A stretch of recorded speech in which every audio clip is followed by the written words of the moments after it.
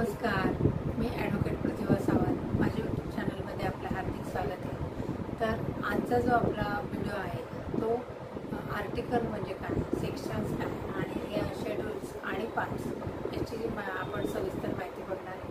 तर तुम्ही माझ्या चॅनलला नवीन असाल तर सबस्क्राईब करा आणि आपण आपला व्हिडिओ चालू करूया. तर आर्टिकल सेक्शन्स याच्याबद्दल आपण माहिती घेतो.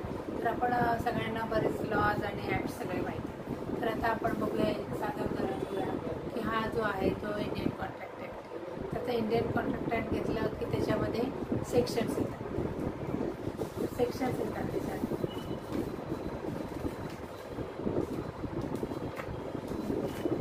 तर हे असे सेक्शन्स येतात आणि प्रत्येक सेक्शन्स हा सांगत असतो काय. तर आता इंडियन कॉन्ट्रॅक्ट ॲक्ट आपण इंडियन कॉन्स्टिट्यूशन बघूया. तर इंडियन कॉन्स्टिट्यूशनमध्ये आर्टिकल्स दिले. त्याच्यात काय दिलेले आहेत? आर्टिकल्स. हे सगळे आर्टिकल्स आहेत. त्याच्यानंतर हा प्रिएम्बल दिलेला आहे, पार्ट दिलेले आहेत, पार्ट 1, पार्ट 2 आणि पार्ट 3. पार्ट 3 हा फंडामेंटलसाठी आहे, पार्ट 2 सिटिझनशिपसाठी आहे आणि हा पार्ट 1 टेरिटोरीजसाठी आहे, इंडियन टेरिटरी याच्यासाठी आहे. तर ह्याच्यात काय दिलेले आहेत? ह्याच्यात आर्टिकल्स दिलेले. आता याच्यात सगळ्यात शेवटी हे पार्ट्स पण बघितले आपण.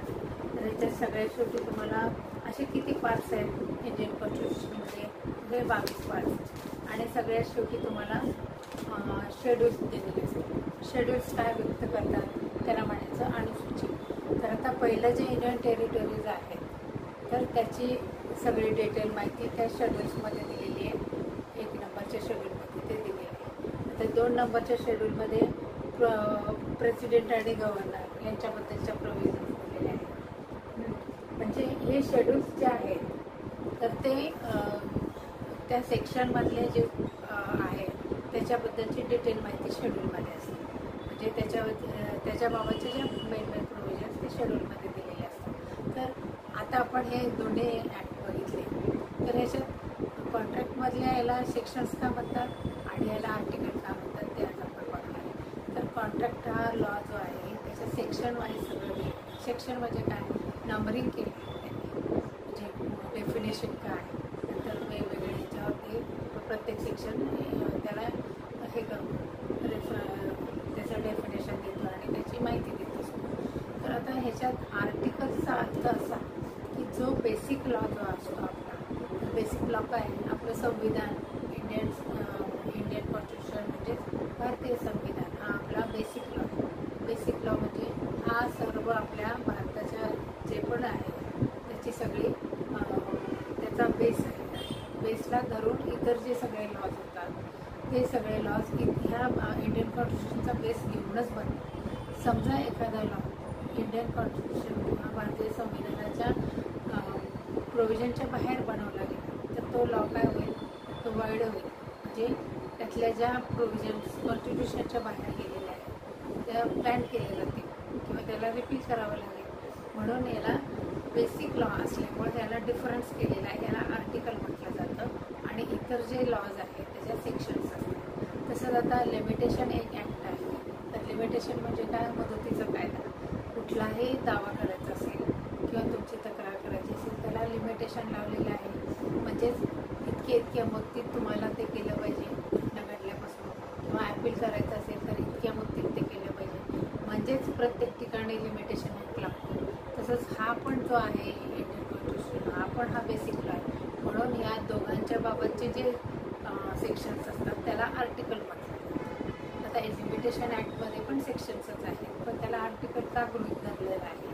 का तर तो संपूर्ण जो ज्युडिशरीमध्ये तुमचे जे दावे केले जाते तर ह्याच्यावर असणार की ॲपील करायचं असलं तर हा लिमिटेशन ॲक्ट वापरला पाहिजे. इतके दिवसाच्या कालावधीतच ॲपील व्हायला पाहिजे. असं सगळं त्याला बेसिक, म्हणून त्याला बेसिक लॉ म्हटलं. लिमिटेशन ॲक्ट आणि कॉन्स्टिट्यूशन याच्यासाठी आर्टिकल हा शब्द वापरला जातो. असा हा फरक. सेक्शन्स इतर कायद्यासाठी असतात, आर्टिकल्स ही कॉन्स्टिट्यूशनसाठी असतात आणि शेड्यूल्स वर्कमन कॉम्पिटिशनमध्ये पण आहे. असे काही जे ॲक्ट्स आहेत. तर वर्कमन कॉम्पिटिशन म्हणजे कॉम्पिटिशनसाठी कुठली सूची आहे, किती प्रकारचे तुमच्या डिफॉर्मिटी आली त्याच्यासाठी वेगळी सूची आहे. म्हणजे शेड्यूलसाठी वेगळी आहे कॉन्स्टिट्यूशन ॲक्टमध्ये.